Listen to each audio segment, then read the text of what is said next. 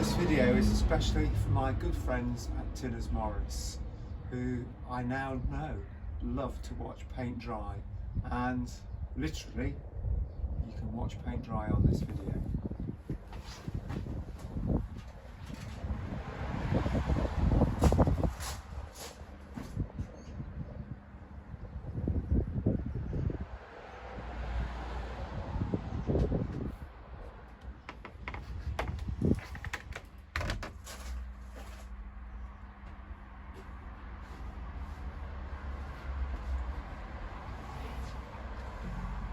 This video is about my experiences of working with epoxy and paint on a John Welsford designed SCAMP sailboat. In the instruction manual for the SCAMP, it suggests that the pieces of ply should be coated twice with epoxy prior to assembly. Now, this is not something I've done before.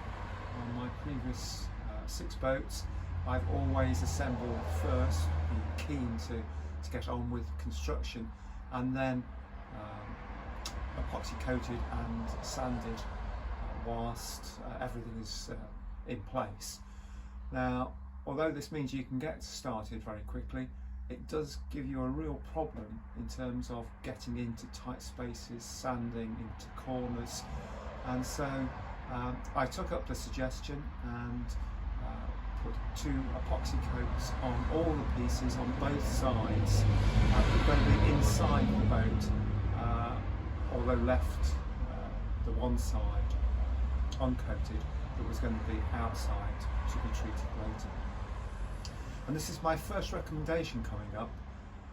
If you're using new pumps that you've no idea whether they work satisfactorily or not, test them.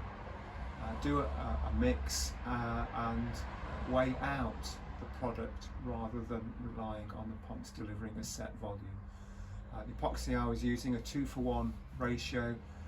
Pumps were new, just supplied by the manufacturer, and I coated all my parts, some 70 of them, with 2 coats, but each time I came to sand found that it was particularly difficult. I was getting lots of balling up on the sandpaper, and it struck me that the epoxy wasn't drying properly, despite having left it to dry for 2 or 3 days after coating. I then received an email from the supplier saying that there had been problems with some of their pumps, and to be aware that they may not be delivering the right ratios. I mixed up a batch and discovered, to my horror, that rather than a 42% ratio by weight, I was actually getting 24%, nowhere near enough resin, and that the epoxy was probably never going to set properly. I was advised to take the epoxy off, and obviously that was not a nice message to get, and I spent 40 or so hours scraping and sanding as much of the epoxy off the surface of the ply as I could do. I got through nearly 50 sanding discs, 3 heat guns. Thankfully the supplier of the heat guns was happy to replace each one as they failed, but eventually I got back to more or less bare wood, and then proceeded to put 2 coats on, mixed by weight. And from then on, I always mix my epoxy by weight. It takes a few seconds longer, but not long. And the other advantage is you can mix up exactly how much you need rather than having to do a full pump's worth. So the ply panels inside the boat have received 2 coats of epoxy, both sanded down, and then construction took place. Then outside the boat, once built, it's had 2 coats of epoxy.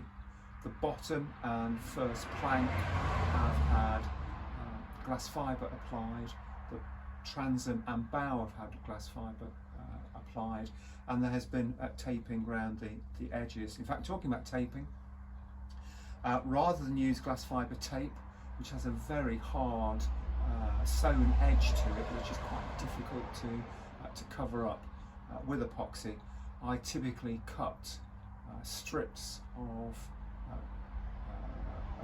glass fibre from an epoxy cloth, from a glass fibre cloth, and I can make them any width I like, typically 2 or 3 inches. I can pull the threads out of the edges so that I've just got a fine edge that is easily blended into the surrounding area. So this back edge and these side edges here have had 3 glass cloth applications. Firstly, a strip going around the edges, then the back panel, or the bottom panel, and the side panels were coated with fiberglass and bent over the edges for about 1 inch. And then when I applied the transom and bow glass fibre, I also bent that over onto the bottom and side panels by again about 1 inch. That was all sanded down. So in total, the epoxy coatings on the bottom of the hull are the 2 coating coats, then a wetting out coat for the fiberglass, followed by 2 filler coats to fill the weave of the epoxy.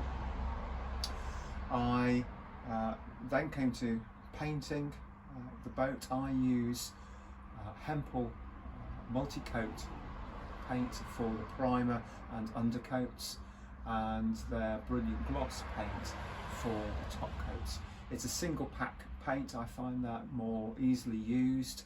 I've used 2-pack paints in the past, but they're quite expensive, and they take some work to get the nice wetted edge to blend in along your work. So I now use the single packs, and I get on fine with them. They cover nicely, they're easy to brush in, and they seem to be up to the job in terms of hardness. So the bottom has had 3 coats of multi-coat as a primer and undercoat, followed by 3 coats of brilliant gloss as a top coat. I think it's about there now. I have now removed the tape around the edges. As I look at it, there are a few areas where, if this were the top of the boat and therefore going to be seen, I think I might apply 1 further coat. But as it's on the bottom, I think it's probably now good enough. Anyway, I'll leave you with that. I'll leave you watching paint dry.